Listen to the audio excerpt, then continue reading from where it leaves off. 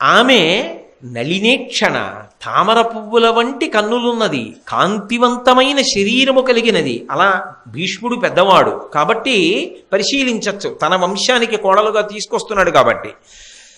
అంత అందగత్తె, ఆంతరమునందు గొప్ప శివపూజా దురంధరురాలు. అది పరమేశ్వర అనుగ్రహం, 101 మంది సంతానాన్ని పొందుతుంది. ఇటువంటి పిల్లని నేను ఈ ఇంటికి తీసుకొచ్చి ధృతరాష్ట్రుడికిచ్చి వివాహం చేస్తే ఎవరితో మాట్లాడుతున్నాడు ఈ మాటలు? విదురుడితో మాట్లాడుతున్నాడు. ఎందుకని? ఇంటి విషయం. ఇలా చెప్పగానే అలా పట్టుకోవాలి. నేను ఇప్పుడు చెప్పినంత వివరం భీష్ముడు చెప్పడం. ఆ మాట స్థూలంగా చెప్తే, సూక్ష్మంగా చెప్తే పట్టుకుంటాడంతే విదురుడు. కాబట్టి ఇప్పుడు ఆ కన్యక వరాన్ని పొందినటువంటి కన్యక, ఆ పిల్లని నేను ఈ ఇంటికి కోడలుగా తీసుకురావాలి అని అనుకుంటున్నాను. ఆమె గాంధారరాజ పుత్రి.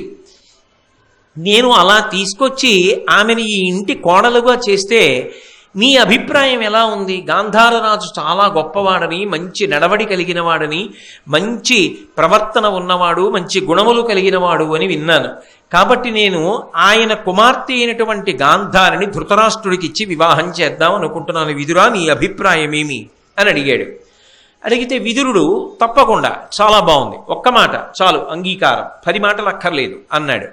తర్వాత భీష్ముడు గాంధారరాజుకి కబురు చేశాడు. గాంధారరాజు భీష్మాచార్యుల వారి నుంచి వచ్చినటువంటి ప్రతిపాదన విని వెంటనే అంగీకరించాడు. అయితే మీకు వెంటనే ఒక అనుమానం వస్తుందని నాకు తెలుసు. భీష్ముడు కబురు పంపింది ఎవరి కోసమని కబురు పంపాడు? గాంధారిని ఎవరికిచ్చి వివాహం చేస్తానని? ధృతరాష్ట్రుడికిచ్చి వివాహం చేస్తానని. ధృతరాష్ట్రుడికిచ్చి వివాహం చేస్తాను అన్నప్పుడు మీరు గాంధార రాజ్యం అంటే ఇప్పుడున్న ఆఫ్ఘనిస్తాన్ అంటున్నారు కదా, ఆ రోజులలో అనేక రాజ్యాలు ఉండేవి కదా. ఎక్కడో ఉన్న గాంధార రాజ్యాన్ని పరిపాలన చేస్తున్నటువంటి గాంధార రాజు గారికి ఇక్కడ ధృతరాష్ట్రుడికి అసలు కళ్ళు లేవని, పుట్టుకతో అంధుడని తెలుసా? ఇంత అందమైన పిల్లని, 101 మంది సంతానాన్ని పొందగలిగిన పిల్లని, అసలు ఇన్ని గుణములు కలిగినటువంటి పిల్లని పట్టుకెళ్ళి కేవలంగా కళ్ళు లేనటువంటి ఒక వ్యక్తికి ఇచ్చి పెళ్లి చేస్తున్నానని తండ్రికి తెలుసా? అలా తెలిస్తే తండ్రి పెళ్లి చేస్తాడా? మరి ఈ విషయం భీష్ముడు చెప్పాడా? చెబితేనే జరిగిందా? లేకపోతే ఆమె జీవితంలో తర్వాత సర్దుకుందా? అంటే ఆయన ఏం దాపరికం పెట్టలేదు. ఆయన జాత్యంధుడు ధృతరాష్ట్రుడు అన్న విషయం గాంధార మహారాజుకి పూర్తిగా తెలుసు. తెలిసే ఈ ప్రతిపాదన రాగానే గాంధారరాజు అంగీకరించాడు. ఆయన అంగీకరించిన ఆయన కుమార్తె కదు గాంధారి. ఆమె రూపలావణ్యములు కలిగినది, గొప్ప గుణములు కలిగినది. ఇటువంటి పిల్లని తీసుకెళ్ళి జాత్యంధుడైనటువంటి వాడికిచ్చి వివాహం చేసేస్తున్నాడే ఈ గాంధారరాజు అని బంధువులందరూ చాలా బాధపడ్డారు.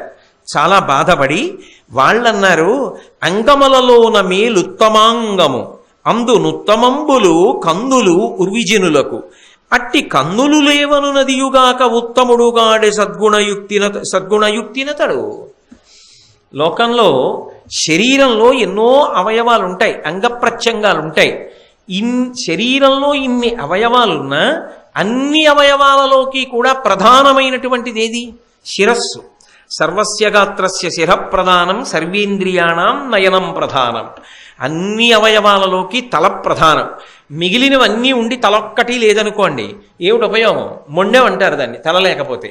తల ఉందనుకోండి, 2 చేతుల్లో చేయి పని చేయకపోయినా, 2 కాళ్ళల్లో ఓ కాలు పని చేయకపోయినా, కడుపు ఏదో పదార్థాలు తిన్నప్పుడు జీర్ణం చేయలేకపోయినా, గుండెలో ఏదైనా చిన్న దోషం ఉన్నా, ఎన్ని ఉన్నా తల ఉంటే సర్దుకుంటుంది. అది శరీరం అంటారు, నడుస్తుంది. అసలు ఆ తలే లేకపోతే ఇక దాని వలన ఉండేటటువంటి ప్రయోజనం ఏమిటి? తల లేనప్పుడు ప్రయోజనం లేదు. తల ఉన్నది కానీ తలలో కన్నులు అత్యంత ప్రధానములు. తల ఉన్నా కన్నులు లేవు తలలో. అప్పుడు ఆ కన్నులు లేని కారణం చేత తల ఉన్నప్పటికీ కూడా జీవితమునందు చాలా సుఖములు ఉండవు. అనేక సుఖములు దేనివల్ల పోతాయంటే కన్నులు లేకపోతే ఉండవు. అందుకు కన్నులు ప్రధానము అనడానికి కారణం ఏమిటంటే, అనేక సుఖములకు ఆలవాలమేది అంటే కన్నే. కన్నులు ఉన్నాయి కాబట్టి ఓ దేవాలయం చూస్తున్నాం, దేవాలయ శిఖరం చూస్తున్నాం, ధ్వజస్తంభం చూస్తున్నాం, హిమాలయాలు చూస్తున్నాం, సెలయేరు చూస్తున్నాం, భార్యని చూస్తున్నాం, పిల్లల్ని చూస్తున్నాం, మనవల్ని చూస్తున్నాం, వస్తువులు చూస్తున్నాం, సంతోషపడుతున్నాం. ఆ కన్నులు లేనప్పుడు అనేక సుఖములు ఉండకపోవడం ఒక ఎత్తు అయితే జీవితంలో చాలా భయం ఏర్పడడం ఒక ఎత్తు. ఎందుచేత? కన్నులు లేవు. ఇంటి తలుపు దగ్గర వేసి గడియ వేసుకున్నాను అని 10 మాటలు చూసినా గడియ వేసే ముందు ఇంట్లోకి ఎవరూ రాలేదు కదా. పిల్లి అటుగా పరిగెత్తి గిమ్మి కింద పడినా కూడా అనుమానం, నేను గడియ వేయకముందు ఎవరూ లోపలికి రాలేదు కదా. ఒకవేళ గడియ వేసినా పెరటి తలుపు సరిగా వేశానా? ఏ కిటికీలోంచన్నా లోపలికి వచ్చారా? ఎప్పుడూ అభద్రతే. ఏది చేస్తున్నా ఎవరు లేరనుకుని లెక్క పెట్టుకుంటున్నా డబ్బు, ఎవరైనా చూస్తున్నారేమో తెలియదు.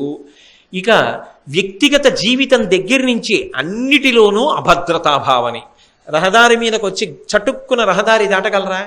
4 అడుగులు వేయగలరా? ఎత్తుపల్లాలు చూడగలరా? కన్నులొక్కటి లేని వాళ్ళు పాపం జీవితంలో నిజంగా ఎన్ని కష్టాలు పడతారు. ఈ కళ్ళు నా హక్క, ఈశ్వరుడు ఇచ్చాడు. ఆయన ఇచ్చాడు కాబట్టి, ఆ కన్నులు ఉన్నాయి కాబట్టి సుఖాలు అనుభవిస్తున్నాను, భయాన్ని పోగొట్టుకుంటున్నాను. ఆ కన్నులు ఉత్తమాంగమైనటువంటి శిరస్సు యందు అత్యంత ప్రధానమైనటువంటివి. ఆ కన్నులే లేనటువంటి వాడు కదా ధృతరాష్ట్రుడు.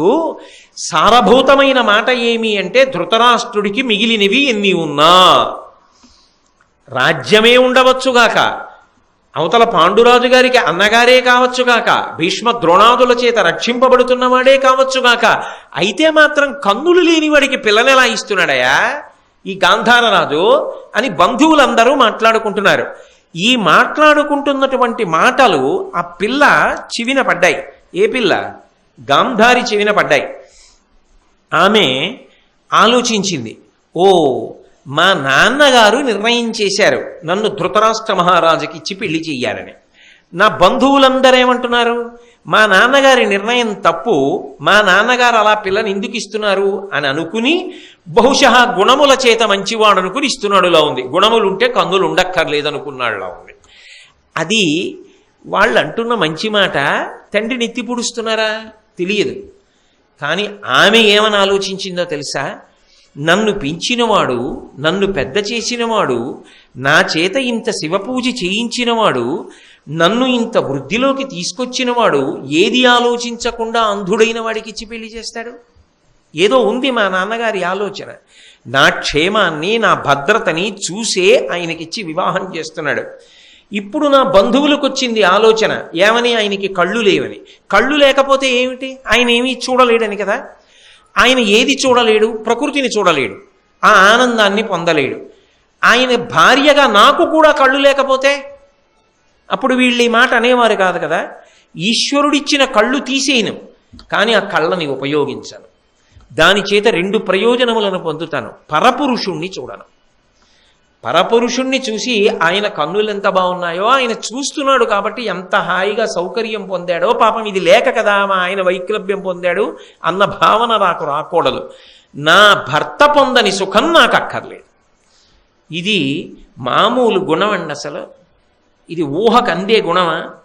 ఇది లోపల ఉన్నటువంటి సంస్కారం నాకు లేకపోవచ్చు, ఆమెలా నేను బ్రతకలేకపోవచ్చు. కానీ అంత గొప్ప సంస్కారవంతుల్ని చూసి విని 2 చేతులెత్తి నమస్కారం కూడా చేయలేకపోతే దానికి ఏమైనా అర్థం ఉంటుందా ఇంకా జీవితానికి?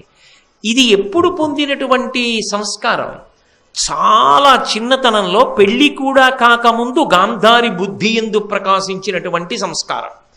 కాబట్టి ఎప్పుడో పెళ్ళైన తర్వాత కట్టుకోవడం కాదు. ఇక మా నాన్న మానసికంగా నన్ను ధృతరాష్ట్రుడికి ఇచ్చేశాడు కాబట్టి ఈ క్షణంలోనే కంటికి బట్ట అడ్డంగా కట్టేసుకుంటున్నాను. ఇక నేను చూడను పరపురుషుల్ని, ఇక నేను చూడను ప్రకృతిని. ఆయన చూడనిది నేను చూడను, ఆయన చూసింది నేను చూస్తాను. అప్పుడు ఆయన చూడలేదని నేను చూశానని ఆయన చూడలేదని మేమిద్దరం బాధ పొందేటటువంటి ఇబ్బంది లేదు. భార్యకి మధుమేహం వచ్చింది, భర్తకి మధుమేహం లేదు. నిజానికి చాలా ఇబ్బంది. ఎందుకో తెలుసా? ఆయన కోసం మధుర పదార్థం వండాలా, ఆమె తినకూడదు. ఆమె తినని దాన్ని ఆమె కళ్ళ ముందు ఈయన ఎలా తింటాడు? ఆమె వండి తీసుకొచ్చి అక్కడ పెడితే 10 లడ్లు అక్కడ పెట్టి మీకు ఇష్టం తినండి అన్న విరిచి ఒక ముక్క పెట్టగలడా? ఆమె ఇంకో మాత్రం వేసుకోవాలి. ఆమె కళ్ళ ముందు 4 కొత్తపల్లి కొబ్బరి మామిడి పళ్ళు తినగలడా? ఆమె కళ్ళ ముందు 4 లడ్డూలు తినగలడా? ఆమె కళ్ళ ముందు ఇంత అన్నం తినగలడా? ఆమె కళ్ళ ముందు 2 పూట్ల భోజనం చేయగలడా? ఆమె దృష్టి కొడుతుందని కాదు. అయ్యో దీనికి సౌభాగ్యం లేదే, పాపం ఈ సంతోషం దానికి లేదే, కానీ ఇది నా కోసం పరిశ్రమించి వండి పెడుతోందే, దాని కళ్ళ ముందు నేను ఎలా తినను? తనంత తానుగానన్నా తినడం తగ్గించేసుకుంటాడు. నాకొద్దు, నువ్వు తిననిది నేను తినను అని వదిలేస్తాడు. లేదు, తనకి మధుమేహం వచ్చిందనుకోండి, ఇంతకన్నా అదృష్టమే ఉంది. ఇంట్లో చాలా సమస్య తీరిపోయింది. నడిస్తే కలిసి నడుద్దాం, తింటే కలిసి తిందాం, మాత్రలు వేసుకుంటే ఇద్దరం కలిసి వేసుకుందాం. ఇద్దరి వైద్యుడు ఒక్కడే, ఇద్దరికీ సాధారణంగా ఔషధం కూడా ఒకటే. ఒకళ్ళు మర్చిపోయినా రెండో వాళ్ళది ఇద్దరు వేసుకుంటే సరిపోతుంది. ఎంత అదృష్టం! అన్యోన్యతకి పరాకాష్ఠ ఈశ్వరుడు మన ఇద్దరికీ ఇచ్చిన అదృష్టం. ఇద్దరికీ మధుమేహం. పైగా ఇందులో ఒక సౌకర్యం కూడా ఉంది. ఆయనకి మధుమేహం లేదనుకోండి, ఆయన కోసం మామిడి పళ్ళు అట్టె పెట్టాలి, మంచి మంచి పళ్ళన్నీ. ఆవిడికి మధుమేహం, ఆవిడ తినదు. ఈయనకి మధుమేహం, ఈవిడ తినదు. ఆవిడని ఆయన తిననివ్వడు, ఎందుకంటే ఆయన ఆరోగ్యంగా ఉండాలి 10 కాలాలు. ఆయనను ఆవిడ తిననివ్వదు, ఎందుకనంటే ఆయన 10 కాలాలు ఆరోగ్యంగా ఉండాలి. ఆయనను ఆవిడ, ఆవిడ ఆయన తినడానికి అంగీకరించకపోతే కుళ్ళ పెడతారా? పరమ సంతోషంగా మనం తినలేదు, మన పిల్లల లాంటి వాళ్ళు తిని వాళ్ళు సంతోషిస్తే మనం సంతోషించినట్టే అని 10 మందికి దానం చేసుకుంటారు. ఇప్పుడు ఇహం మాట దేవుడు ఎరుగు, పరాన్ని పొందుతున్నారా లేదా? తినేసింది ఏమైపోయింది? ఈ శరీరంతో పాటుగా పెరుగుతుంది, వికారమై అగ్నిహోత్రం నందు కాలిపోతుంది, ఒకడికి పెట్టుకున్నది మిగిలిపోతుంది. ఈశ్వరుడు ఎంత ఉపకారం చేశాడు మా ఇద్దరికి మధుమేహం పెట్టి అని ఆలోచించగలిగాడు అనుకోండి, అది ఆయనకి వరం. నీ ఆలోచనని బట్టి ఉంటుంది. ఏదో వివేకానంద చెప్పినట్టు 2 men look through the same bars, one at the stars and one at the mud అన్నాడు. ఇద్దరు ఒక కిటికీలోంచే చూస్తారు, కానీ ఒకడు ఆకాశంలో నక్షత్రాల వంక చూస్తున్నాడు, ఒకడు ఎదురుగుండా ఉన్న బురదకుంట వంక చూస్తున్నాడు. ఎవడి చూపు వాడిది, ఎవడి సంస్కారం వాడిది. చూస్తున్నది ఒక్క వస్తువే, చూడడానికి ఉపకరణం ఒక్కటే, కానీ ఎవరి సంస్కారము చేత చూపు మారిపోతుంది. అలా గాంధారి సంస్కారం అటువంటిది. ఆమె తండ్రిని సమర్థించింది. ఎందుకని అంటే ఆయన నాకన్నా లోకంలో ఏం కోరుకుంటాడు? నా క్షేమం తెలియక ఇవ్వడు కదా. అందుకని పరిపూర్ణమైన హృదయంతో నేను ధృతరాష్ట్రుణ్ణి భర్తగా స్వీకరిస్తున్నాను. ఇప్పుడు ఆమె ఒక్కతే కాదు, అక్క మార్గంలో మిగిలిన 10 మంది చెల్లెళ్ళు కూడా ప్రయాణం చేశారు. ఎటు రాజులకి దక్షిణ నాయకత్వం ఉంటుందిగా. పాండురాజు గారిలా ముందు కుంతిని చేసుకుని తర్వాత మాద్రిని చేసుకోలేదు ధృతరాష్ట్రుడు. ఏకంగా ఒక్కసారే గాంధారరాజు తనకున్న 11 మంది కుమార్తెల్ని ఒక అల్లుడికే ఇచ్చి పెళ్లి చేసేశాడు. 10 చోట్లకి వెళ్ళక్కర్లేదు కూడా. ఒక్కసారి ఓ కూతురింటికి వెడితే 11 మందిని చూసొచ్చేయచ్చు. సత్యవ్రత, సత్యసేన, సుధేష్ణ, సంహిత, తేజశ్రవ, సుశ్రవ, నికృతి, శుభ, శుంభవ, దశార్ణ అని 10 మంది కుమార్తెలు. ఈ 10 మంది కాకుండా పెద్దది గాంధారి. ఈ 11 మందిని ఒక శుభముహూర్తంలో ధృతరాష్ట్ర మహారాజు వివాహం చేసుకున్నాడు.